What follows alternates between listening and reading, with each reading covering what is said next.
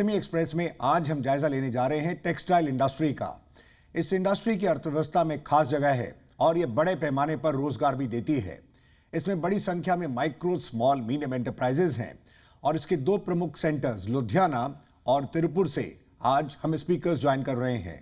राजा M Shanmugam, past president Tirupur exporters association, और साथ ही Ajit Lakra, head textile division FIEO. आप दोनों का शुक्रिया, थैंक यू। आइए शुरुआत करते हैं शनमुगम जी से।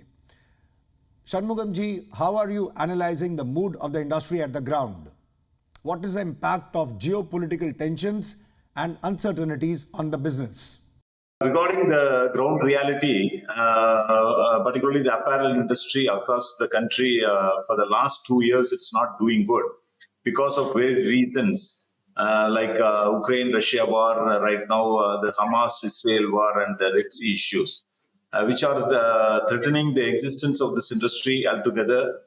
Because you know that the entire Europe has gone into recession mode, and the US also is about to get into the recession mode, and this was lingering for the last 2 years, which hurts this industry very badly on the export front. On the domestic arena, we are facing a lot of threats from the import of cheap goods from Bangladesh, which affects the domestic manufacturers very badly.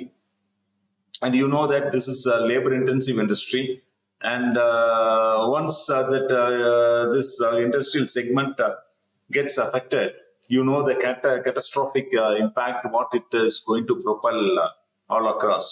So the government of India has to take a collective view on both these issues, and they have to come forward to handle the industry for its existence and for its progress. Shanmugam ji, as far as cheap garment import from Bangladesh is concerned, it seems like a cause of concern for the local industry. Can you share insights on this front, please? Obviously, because the SAFTA agreement has facilitated the Bangladesh to get their products imported on zero cost to Indian territories. And furthermore, we have to view that Bangladesh is not run by Bangladeshis alone. And they are being operated by Chinese and Koreans in large numbers. And those Chinese and Korean products, and mostly Chinese products, are getting into routed through Bangladesh into India. So that is a very threatening factor. Need to be cautious on those front. And we have to see to that our domestic industries are not to be put into suffering. Ajit ji, तो जैसे शनमुगम जी ने बताया कि textile industry पर adverse impact हो रहा है बांग्लादेश से गारमेंट इंपोर्ट का, आप माहौल को कैसे देख रहे हैं घरेलू इंडस्ट्री के नजरिए से? अब जो फ्री ट्रेड एग्रीमेंट है जो बांग्लादेश के साथ साफ्टा में 2006 में हुआ था, वो अभी तक चल रहा है। पहले उसका क्वांटिटेटिव रिस्ट्रिक्शन थी about 8 million pieces, which was removed in the year 2012 probably. अब इसका जो इंडिया पे बहुत ही बुरा एडवर्स इफेक्ट जो है, आप जैसे ने आपने बोला, उसमें बहुत बड़ा एडवर्स इफेक्ट हुआ है over the period of time. उसका कारण ये हुआ कि बांग्लादेश में जो मैन मेड फाइबर है, कपड़ा तो सारा चाइना से आता है, एंड चाइना की हम अलग बात करेंगे कि चाइना में फैब्रिक जो है, specially the man made fibre का, वो बहुत ही चीपर है कंपेयर टू इंडिया। बांग्लादेश वहां से कपड़ा मंगवा के गारमेंट बना के, क्योंकि उनकी लेबर भी चीपर है कंपैरेटिवली, तो वो गारमेंट जो है इंडिया में विदाउट ड्यूटी आ रहा है कि वो जो चीज इंडिया में बन के हमारी अपनी मार्केट में बिक सकता है वो वहां से आ रहा है, और we are not able to make it and we are not able to give any employment to our people. Shanmugam ji, in the midst of uncertainties, in fact, in this VUCA environment, what kind of support is the MSME industry expecting? Apart from the warring countries, the other victims are Tirupur-like cluster is direct victim of that, and the entire Europe is a direct victim of that, because you know that the energy crisis have started in Europe very badly, and which has triggered the no buying of garments by the citizens of European territory, and thereby it directly impacts Tirupur like clusters. And here what we have requested the government of India all through these months, that it is worse than the post-COVID situation. During the post-COVID situation, the government has rendered its support by ECLGS scheme by giving 30% advance, additional loan from the banks by giving a guarantee to the banks. So right now, what we are expecting is, since it's worse than post-COVID situation, to make survive the MSMEs, the government again has to devise or come in the same route of ECLGS scheme by infusing another 20% additional loan support to make the existence of the MSMEs for sure. We request the government of India, particularly the finance ministry, to to advise RBI to announce a moratorium for the repayment at least for 6 months. Ajit जी, आप हमें एक और अहम पहलू पर राय दे सकें। Industry के सामने चाइनीज इंपोर्ट्स की भी चुनौती रही है। इंडस्ट्री को सपोर्ट करने के लिए चाइना से फैब्रिक इंपोर्ट पर MIP यानी मिनिमम इंपोर्ट प्राइस लगाया गया। इससे डोमेस्टिक इंडस्ट्री को कितनी राहत मिली है? इन्होंने क्या किया, हमारी गवर्नमेंट ने, कि हमारी प्रोटेस्ट के एवज में और उसके रिजल्ट में इन्होंने मिनिमम इंपोर्ट प्राइस लगाई, लेकिन वो भी पूरी चेन पे नहीं लगाई, कुछ सिलेक्टेड आइटम्स पे लग गई, कुछ चीजें, बहुत सी चीजें रह गई जो अभी भी लोअर प्राइस पे आ रही हैं। अब सेकंड चीज ये है कि ये लगाने के बावजूद भी हमारी मार्केट में थोड़ा सा महंगा तो जरूर हो गया। मैं एक एग्जांपल देता हूं कि जो कपड़ा मान लो 100 रुपए किलो आ रहा था, अगर उसके ऊपर 40 रुपए ड्यूटी लग गई तो 140 हो गया। हमने स्टडी की है कि हमारे जो गारमेंट मेकर्स हैं वो कहते हैं जी हमें चाहे ये 10 रुपए पीस महंगा पड़ जाए, फिर भी ये इंडिया के से चीपर है, क्योंकि कई आइटम्स हैं जो इंडिया में बनती नहीं है। मेरे हिसाब से हमें फोकस करना चाहिए कि हमारे इंडिया में कंपेयर टू चाइना, जो भी वो चाइना कर रहा है, कि हमारे में क्या कमियां हैं। अगर स्केल की कमी है तो उसकी स्केलेबिलिटी कैसे होनी चाहिए, क्वालिटी में फर्क आ रहा है तो उसके रॉ मटेरियल यार्न जो है उनमें क्या डिफरेंस है, वो हमारे मिल वालों को सोचना चाहिए कि हम ऐसा यार्न क्यों नहीं बना पा रहे। और जो एफिशिएंसी है वो डिपेंड करता है स्किल पे। उसकी कमी ये है कि स्किल जो जिस चीज पे प्रोवाइड करनी है, जिन मशीनों पे प्रोवाइड करनी है, जिस मटेरियल से करनी है, वो अवेलेबल नहीं थे। पुरानी मशीनों पे अगर हम ट्रेनिंग देंगे तो एक्चुअल जो मशीन के ऊपर जो वर्कर आता है तो उसको समझ नहीं आती है। तो we need to improve our skill centres, और स्किल के ऊपर इतना जोर देना चाहिए कि हमारी एफिशिएंसी बढ़े, उससे क्वालिटी बढ़ेगी और कॉस्ट कटिंग नेचुरली होगी। Let's move ahead. Shanmugam ji, apart from these challenges, how do you see the action in the e-commerce space? Is this boosting the textile industry? This e-commerce route is definitely a supporting factor to promote the industrial growth and the market size growth. You know that India is having a huge population, and once the buying power gets increased, automatically the consumption also grows.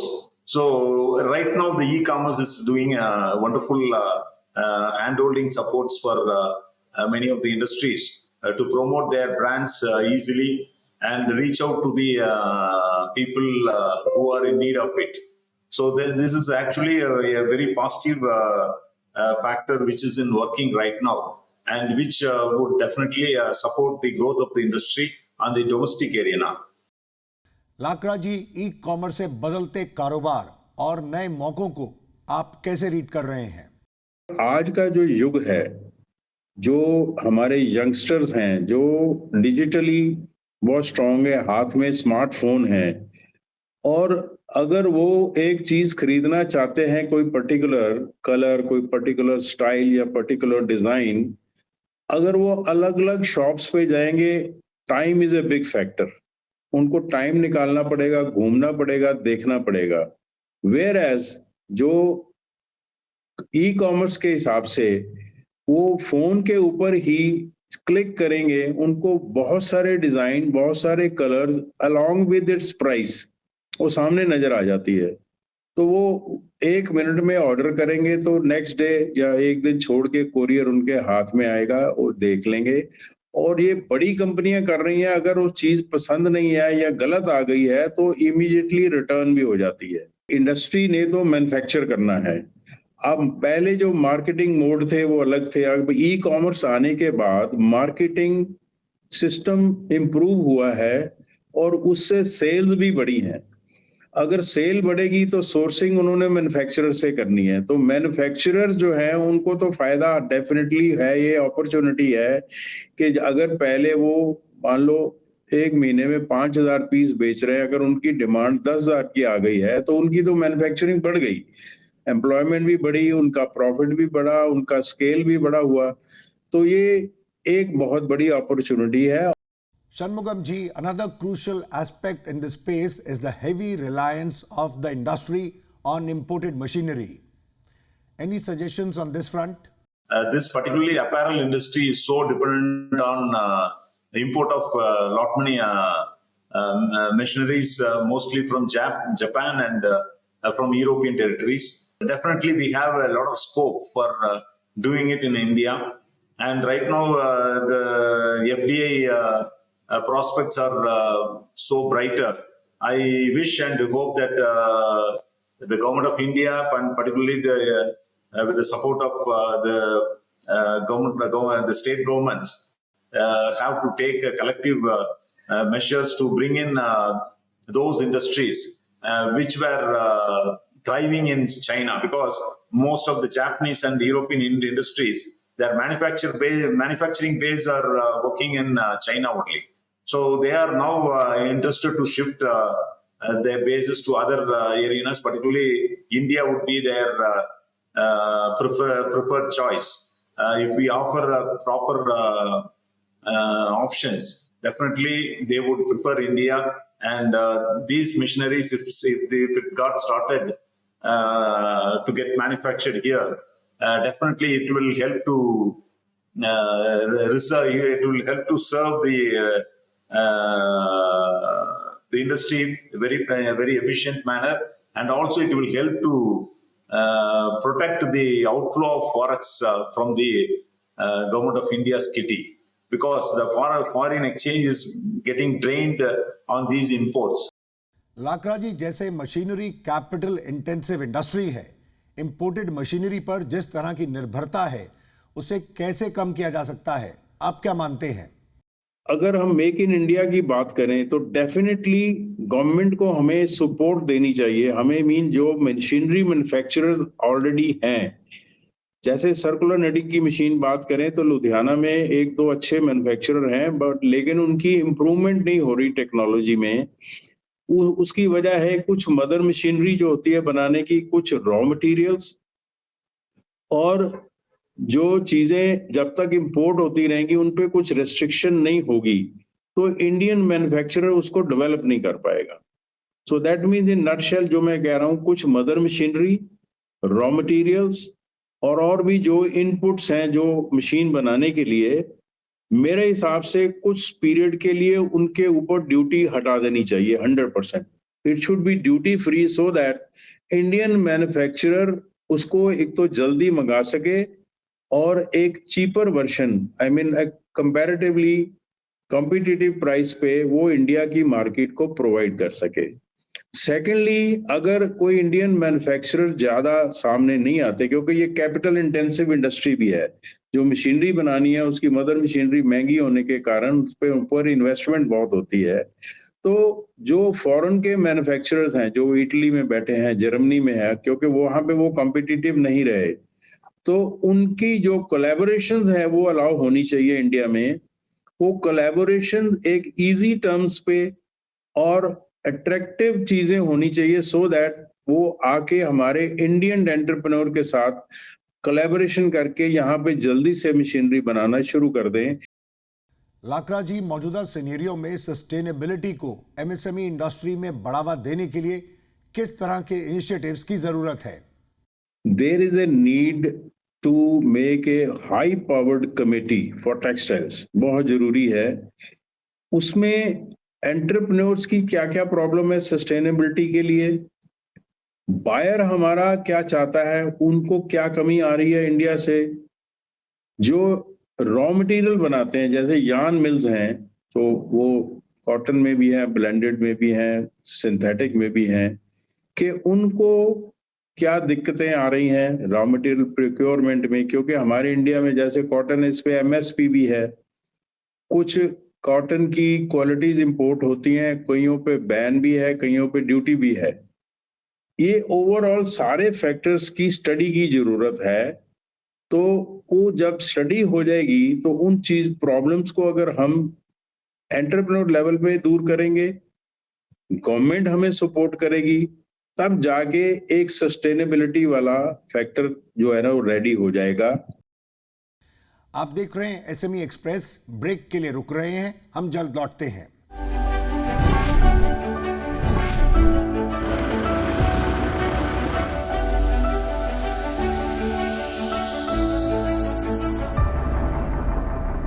आप देख रहे हैं SME express. आज focus textile industry पर। आइए आगे बढ़ते हैं। Shanmugam ji, in this age of AI, Industry 4.0, your take on skill and speed. What kind of handholding are you expecting for the MSMEs? Skill mission of the government of India is very much appreciable one, and definitely the MSMEs need to be handled on these front, because on their own they cannot do this upskilling by themselves. So government of India need to involve the institutes around the clusters, and thereby they can create they can create master trainers, and with the support of the master trainers, the trainers could be generated, and train with the support of the trainers, the skilled laborers could be upskilled. So this process we have on Tripur perspective, we have given a project like DPR to Government of India a long back, and partially it has been undertaken, and we want in a full-scale launch of those upskilling exercise on the chosen clusters. आइए अब हम final comments की तरफ बढ़ते हैं। लाकरा जी, PM मित्रा parks के तहत पूरी टेक्सटाइल वैल्यू चेन एक साथ होगी। इस इंडस्ट्री के लिए क्या कई नई संभावनाएं खुल सकती हैं? कॉमन फैसिलिटीज ऐसे ही एम्ब्रॉयडरी है, प्रिंटिंग है, there are so many things. तो जिस चीज का हम स्केल बढ़ाएंगे उसकी कॉस्ट भी कम होगी और टाइम भी कम लगेगा, जिसमें फास्टर डिलीवरीज पॉसिबल है। तो अगर इन पार्क्स की implementation with all facilities proper हो, इसके लिए गवर्नमेंट को कुछ फंड्स डेडिकेट करने पड़ेंगे, बिकॉज एंटरप्रेन्योर्स के पास इतना पैसा नहीं है, और गवर्नमेंट जो बैंक फंडिंग है उसका रेट ऑफ इंटरेस्ट इंडिया में बहुत हाई है। तो रेट ऑफ इंटरेस्ट ज्यादा होने के कारण लोन्स जो है वो पॉसिबल नहीं है कि हम बड़ा लोन लेके काम करें। तो इसलिए गवर्नमेंट को एक बार वन टाइम हैवी इन्वेस्टमेंट इस सेक्टर में करनी चाहिए। तो डेफिनेटली हमारी टेक्सटाइल इंडस्ट्री चाइना को मैच कर पाएगी, और बांग्लादेश से हमें माल मंगवाने की कोई जरूरत नहीं है। We can make cheaper goods और यूरोप अमेरिका को एक्सपोर्ट, प्लस अपनी इंडिया की इतनी बड़ी मार्केट है, हम इसको कैटर कर सकते हैं। इससे ओवरऑल इकोनॉमी पे बहुत ही पॉजिटिव रिजल्ट आएंगे। Shanmugam ji, your take on PM Mitra Park. Do you have any suggestions? Yeah, PM Mitra is a good initiative taken by Government of India, but actually that PM Mitra scheme is very limited to the large size companies, because this industry is being predominantly driven by MSMEs. But the envisaged PM Mitra scheme is supportive for the large scale investors. So PM Mitra by itself is not going to do a great boost to this industry, but anyhow, it definitely it will act as a substitute provider to the global choice, because Chinese, the minimum size of their facilities are unimaginable compared to Indian industry size. So to match out to that, definitely the PM Mitra is going to help out. So those investors are going to do that job. But what we request from Tirupur perspective, the clusters requires the MSMEs need to be provided with those schemes. The scheme support need to reach out to the MSMEs. Thereby only the clusters could be developed, and the cluster, this industry being a design-driven industry, the cluster like Tirupur only would be very much successful in the long run, because otherwise, if corporates like corporate size of this knitwear industry happens, or apparel industry happens, the thrive finally the one or two industry only would be thriving.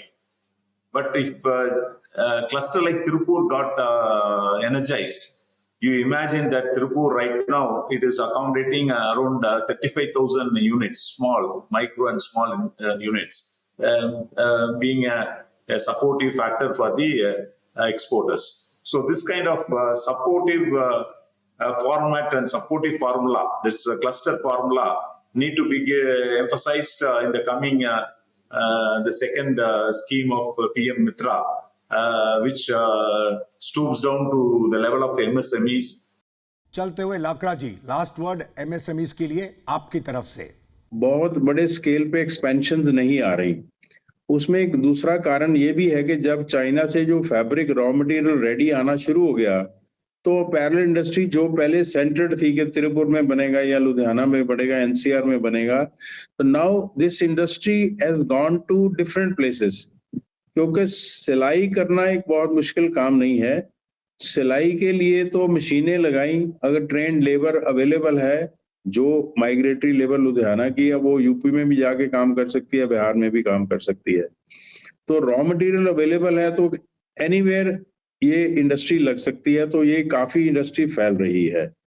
तो SME express में अभी के लिए इतना ही। हमें join करने के लिए और टेक्सटाइल इंडस्ट्री पर 360 डिग्री नजरिया देने के लिए Raja M Shanmugam, past president Tirupur exporters association, और Ajit Lakra, head textile division FIEO, आप दोनों का शुक्रिया।